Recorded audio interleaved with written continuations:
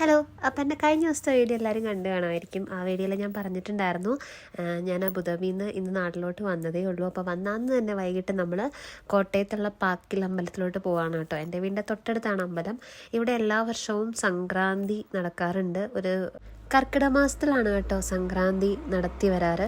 ഇതിൻ്റെ പിന്നിലൊരു വലിയ ഐതിഹ്യം തന്നെയുണ്ട്. പണ്ട് ബ്രഹ്മാവ് യാഗം നടത്തി കിട്ടിയ പ്രതിഷ്ഠയാണ് ഇന്നും ഇവിടെ ഈ അമ്പലത്തിലുള്ളത് കേട്ടോ.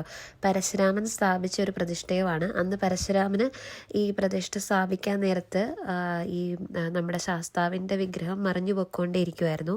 ആ സമയത്ത് അവിടെ നമ്മുടെ പറയിപെറ്റ പന്തലുകുലത്തെ പാക്കനാർ അവിടെ വരികയും പാക്കനാർ പിന്നീട് അവിടെ പാർക്ക് എന്ന് പറഞ്ഞ് ഈ വിഗ്രഹത്തിൻ്റെ മേലിൽ തലയിൽ ഇങ്ങനെ അടിച്ച് താത്തിയാണ് ആ വിഗ്രഹം അവിടെ വെച്ചതെന്നും പറയപ്പെടുന്നുണ്ട് കേട്ടോ. അങ്ങനെയാണ് പാക്കിൽ എന്നീ സ്ഥലത്തിന് പേര് വന്നത്. പണ്ട് ഇതിന് പാക്കിൽ നിന്നൊന്നും അല്ലായിരുന്നു പേര്. അവിടെ പാർക്ക് എന്ന് പറഞ്ഞ് പിന്നെ അത് പാക്കിൽ എന്നായതാണ് കേട്ടോ.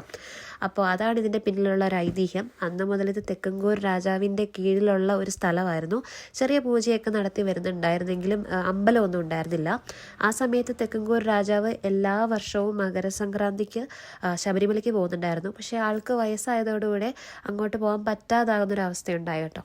അപ്പോൾ ആ സമയത്ത് ആൾ ശബരിമല ശാസ്താവിനെ വിളിച്ച് പ്രാർത്ഥിച്ചു, എനിക്ക് എന്തെങ്കിലും ഒരു പോംവഴി ഉണ്ടാക്കി തരണം, അടുത്ത കൊല്ലം എനിക്ക് ഇവിടെ വരാൻ പറ്റത്തില്ലായിരിക്കും എന്ന് പറഞ്ഞു. അങ്ങനെ ശാസ്താവ് പറഞ്ഞ ഒരു ഉപാധിയാണ് കേട്ടോ, എന്നെ കാണാൻ പറ്റാൻ വരാത്തവർക്ക് പകരമായിട്ട് ഈ പാക്കിൽ ധർമ്മശാസ്ത്ര ക്ഷേത്രത്തിൽ വന്നാൽ മതി എന്നുള്ളത് കേട്ടോ. അതുകൊണ്ട് ശബരിമലയിൽ പോകാൻ പറ്റാത്തവർ ആരെങ്കിലും ഉണ്ടെന്നുണ്ടെങ്കിൽ അതിന് പകരമായിട്ട് പോകാൻ പറ്റുന്ന ഒരു അമ്പലമാണ് പാക്കിൽ ശ്രീ ധർമ്മശാസ്ത്ര ക്ഷേത്രം. എല്ലാ കൊല്ലവും നടത്തിപ്പോരുന്ന ഈ ഒരു സംക്രാന്തി ഉത്സവത്തിൽ പാക്കനാർ ശാസ്താവിനെ കാണാൻ വരുന്നു എന്നുള്ളൊരു ഐതിഹ്യവും ഉണ്ട് കേട്ടോ. അപ്പോൾ ഈ ഒരു സംക്രാന്തിയിൽ നിങ്ങൾക്കിവിടെ വീട്ടിലോട്ടുള്ള പല പല സാധനങ്ങളാണ് കേട്ടോ വാങ്ങാനൊക്കെ കിട്ടുക. ഇതുപോലെ ചട്ടി, പായകൾ. പാക്കനാർ പായ വെക്കുന്ന ഒരാളായതുകൊണ്ട് തന്നെ അവിടെ പായകളൊക്കെ പണ്ട് ഒരുപാട് വിറ്റ് പോന്നിരുന്നു എന്ന് കേട്ടിട്ടുണ്ട്. ഇപ്പം അധികം കാണാനൊന്നും കിട്ടത്തില്ല.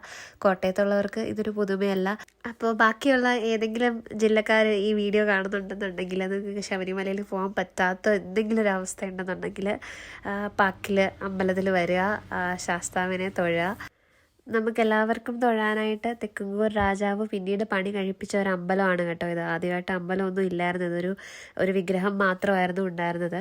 അപ്പോൾ അത്രയുള്ളായിരുന്നു ഇന്നത്തെ എൻ്റെ വീഡിയോ. എൻ്റെ ഈ ചാനൽ കാണുന്നവരൊക്കെ എന്നെ ഒന്ന് സബ്സ്ക്രൈബ് ചെയ്യുക, ലൈക്ക് ചെയ്യുക, സപ്പോർട്ട് ചെയ്യുക.